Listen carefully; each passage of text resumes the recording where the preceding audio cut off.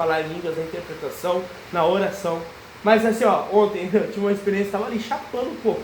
Meu irmão, não se escandalize por chapar, tá? Eu falo de chapar mesmo. Estava na presença do Senhor, intercedendo e falando em línguas, aí começou a cair um tormento de água. Eu podia estar num transe assim, não, mano, eu parei e fui ver se estava tudo fechado, se estava tudo certo. Não, tá tudo certo, a casa tá ok. Entrei de volta, fechei a porta e falei, Senhor. Irmão, o Espírito está sujeito ao profeta. O Espírito me faz dar um tapa na cara do irmão ali rodando e... Para, velho. Isso aí é descontrole emocional. Para. Isso aí é descontrole emocional. Né? Mas, ó, olha que interessante. Digo, porém, a vocês, nós, irmãos, andai no Espírito. Tem como você andar no Espírito. Não só ter o Espírito dentro de você. Tem como você andar no Espírito ou andar sem o Espírito. Tem como. Lembra? Lembrem o texto comigo. Que diz assim, ó. Quando o Senhor falar, quando o Senhor se repreender, como que é? Não endureça o vosso coração. Não endureça o vosso serviço. Tipo assim, sabe aquele texto lá que fala, quando o Senhor falar, quando o Senhor vos repreender, não endureçais o vosso coração, certo? Então tem como nós endurecermos o nosso coração, tem como a gente andar ou não andar no Espírito, você entende? Então tem como, ó, tem outro texto que fala assim, ó, não apagueis o Espírito, Paulo fala. Opa, você lembra desse texto? Fala assim, ó, não os apagueis o Espírito. Então, e tem outro texto assim, ó, não se embriague com vinho onde há contenda e discórdia, mas enchei-vos do Espírito Santo. Então, ó, tem como eu me encher do Espírito Santo, eu tenho como andar com o Espírito Santo, eu tenho como apagar o Espírito Santo. Tá vendo que tudo isso é responsabilidade nossa? Hebreus 3. Hã? Hebreus 3? Abre lá alguém para nós. Hebreus 3, vamos ler esse texto. 3, 7. Vamos ler.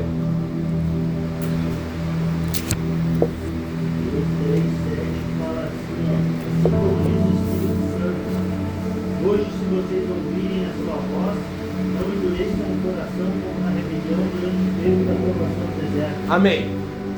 Lê de volta. Assim como diz o Espírito. Opa, então assim diz o Espírito Santo. É o Espírito Santo falando. É Ele que está corrigindo. É Ele. Irmãos, o Senhor foi. Me entenda aqui a Trindade, por gentileza, tá? Por favor, eu sei que é algo que causa tilt na nossa cabeça, porque é algo anormal para nós terrenos. A gente pensa com a nossa mente humana, a gente não entende. Mas a Trindade são três pessoas distintas num único ser, Deus.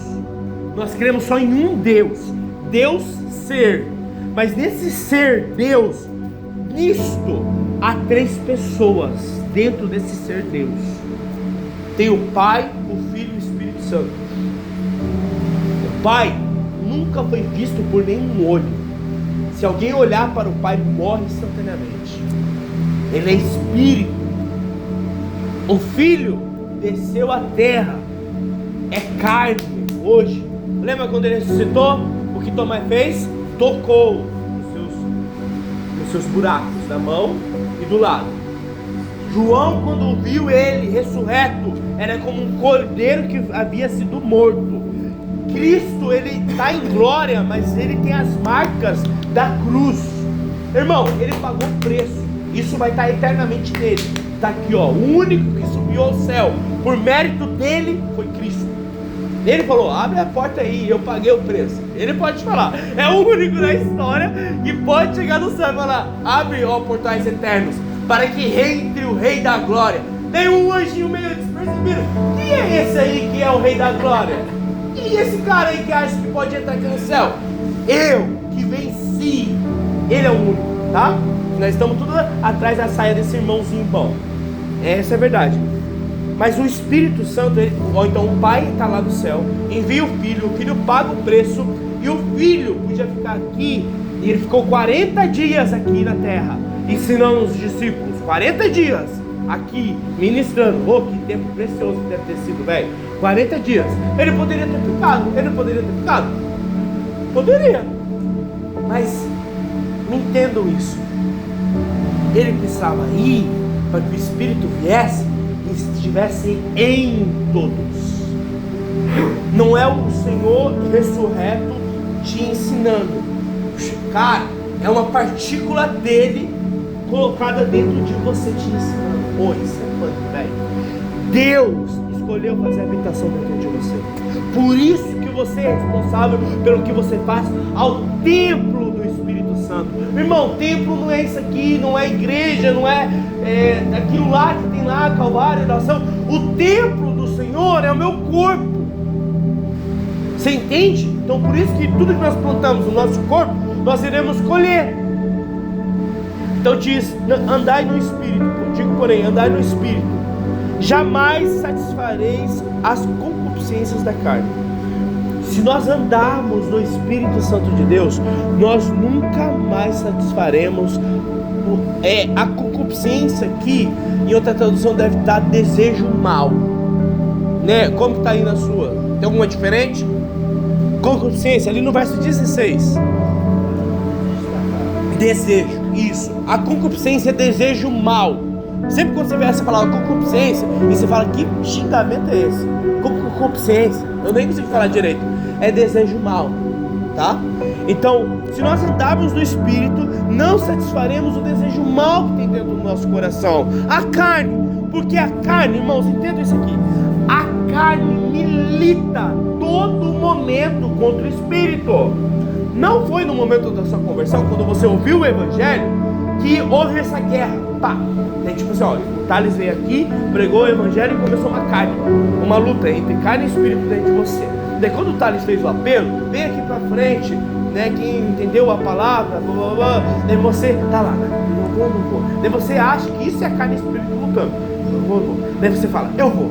Ah, o Espírito venceu. Daí você vem na frente, e acabou. É só aquele momento. Não, meu irmão. Até você chegar no banco, na volta pro banco, às vezes a carne já venceu de volta. Isso aí, essa luta é uma das leis perpétuas, no sentido de até a consumação dos tempos aqui. A carne e o Espírito irão lutar até Cristo ressurreto aparecer. Até ele aparecer, a carne e o Espírito irão lutar contra si. Qual que é a grande promessa para nós que nascemos de novo e estamos nessa luta de carne e Espírito? Um dia nosso corpo será glorificado. O mesmo corpo que ele tem hoje, incorruptível, sem a mancha do pecado, sem a semente do pecado, nós teremos. Glória a Deus.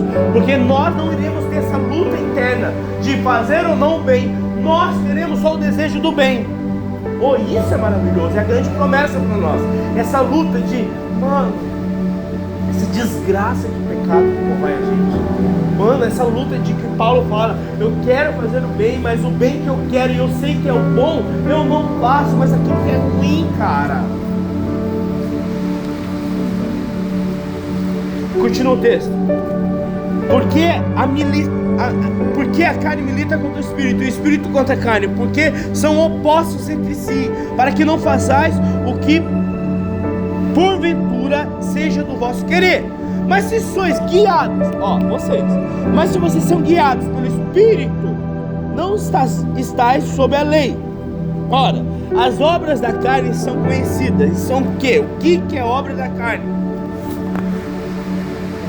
Prostituição, impureza, lascívia, idolatria, feitiçaria, inimizade, porfias, ciúmes, iras, discórdias, dissensões, facções, invejas, bebedices, glutonarias e coisas semelhantes a essas. Isso é obra da carne, certo? Agora lembra o texto que a gente falou? Olha lá. Porque o que semeia na carne, da carne irá colher. Então você pode semear isso aqui na tua vida. O que é? Uma mentira, um ciúme, uma discórdia. Semeando. Chega um momento que gera corrupção. Você entende que tudo isso aqui, a maioria dessas coisas que está aqui, são sentimentos, não são ações? Porque assim, olha, as obras da carne são conhecidas, são prostituição. Prostituição começa na onde? A palavra de prostituição não é prostitutas. A palavra prostituição que é porneia. todo estilo e imoralidade sexual. Tudo o que é imoral sexualmente. O que é moral sexualmente? Deus constituiu o homem e mulher para se casarem e formarem uma família. Tudo que sai disso é imoralidade sexual. Tudo que sai disso, tá? Então a prostituição aqui não é a prostituta, você se deitar com a prostituta. É tudo aquilo que é porneia, que é imoralidade sexual.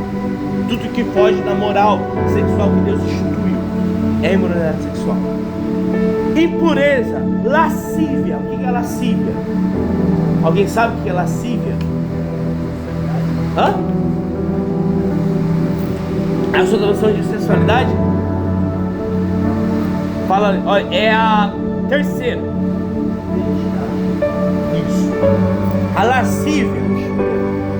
A lascívia não é o ato em si da porneia. Acharam lá? Não é o ato em si da porneia, mas é a lascívia, é a sedução. Irmão, sedução é pecado. Você seduzir alguém para prometer para ela que vai satisfazer o desejo dela, né? E você sabe que não vai poder satisfazer, ou você quer destruir a vida dela, levando ela para o pecado, irmão, desculpa, mas você está... É a sensualidade excessiva que leva a condutas pecaminosas. Sensualidade excessiva é a sedução. A lascívia é o se vestir de maneira sensual para atrair outros, fazerem outros pecados. Isso é pecado. A lascívia é o gatinha. Se beleza fosse posta, você estava toda cagada. Você entende? A lascívia é a sedução, mas ele não quer casar com ela. Ele não quer casar com ela, ter uma família e uma vida. Não, ele só quer usar o corpinho dela. Isso é lascívia. Idolatria. Todo mundo sabe o que é idolatria? Mas idolatria, pessoal, rapidinho, tá? Idolatria não é um Deus Baal ou a Ave Maria. Irmão, tá, isso é idolatria, mas não é isso em todo, não. É tudo aquilo que se coloca no lugar de Deus. Tudo. É o meu ídolo, você entende? Tudo aquilo que se coloca no lugar de Deus é idolatria. Irmão, eu vou falar pra vocês agora uma coisa. O Senhor falou que estava idolatrando os livros. Pega essa. E é tudo livro de cristão. E fala dele. Pô, você está fazendo disso Deus. Porque, irmão, pô, você tem metade do que eu tinha. Pô, tinha uma quantidade de livros, velho. E era tudo.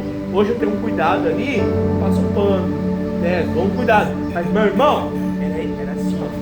Eu quase usava luva até para pegar os livros. A folha da Bíblia eu fazia isso aqui, ó. Nossa, isso aqui, ó. Marcar, meu Deus do céu, você é louco, velho? Você é louco? Tá louco? Ficou doido, mano? Daí, hoje eu não empresto o livro ainda, mas é por uma questão lógica. Porque eu emprestava pros meninos da casa, eles iam embora, levar meu livro, eu dei Bíblia pros caras, eu dou Bíblia, poucos caras eu dou Bíblia, tá? Eu dava Bíblia pros caras, os caras iam embora, tava usando como, antes eles estavam com a cara pequena, daí não conseguia, usava como peso da porta. Tinha um cara, bem famoso aqui na casa, vocês conhecem, por isso que eu não vou falar o nome dele. Eu dei uma Bíblia pra ele, pô, cara, a minha Bíblia que eu mais amava, velho. Eu dei pro cara, o cara usava como peso da porta na sala. Daí hoje eu não dou, mas não é uma idolatria. Irmão, tudo aquilo ali pode tacar fogo hoje. A traça, o mofo, é tudo aquilo que se coloca no lugar de Deus. A sua família pode ser um ídolo. Você pode ser de você mesmo. Eu só quero satisfazer a minha vontade, não ídolo. Vamos continuar. Daí tá falando o seguinte: mas o fruto do Espírito, tá, 21. Eu não vou dizer cada um, irmão, senão a gente vai levar muito tempo. Já, na verdade, já falta 10 minutos para acabar. Invejas, bebedices, glutonarias e coisas semelhantes a essa. A respeito das que vos declaro, como já outra hora, nos prevenir que não herdarão o reino de Deus os que tais coisas praticam. Irmão, lembra que nós começamos a falar? O homem espiritual pode ter qualquer uma dessas atitudes aqui, ser redimido, ser perdoado e estar de volta à mesa com o Senhor. O que diferencia alguém que ele está falando que não vai herdar a vida eterna? Aquele que torna aquilo um hábito e uma prática constante na sua vida. É uma diferença muito grande, tá? Irmão, eu posso me irar, e a palavra diz ireis, mas não pequeis, né? Mas a maioria das vezes que o homem se ira, ele peca. Porque a ira, Tiago fala que não produz a justiça de Deus. Tá lá, lembra, Tiago? A ira do homem não produz a justiça de Deus. Então a maioria, tem como você irar e não pecar? Tem como. Tem como. Jesus se irou no templo, quebrou tudo, desbrochou. A ira, irmão, a atitude irada.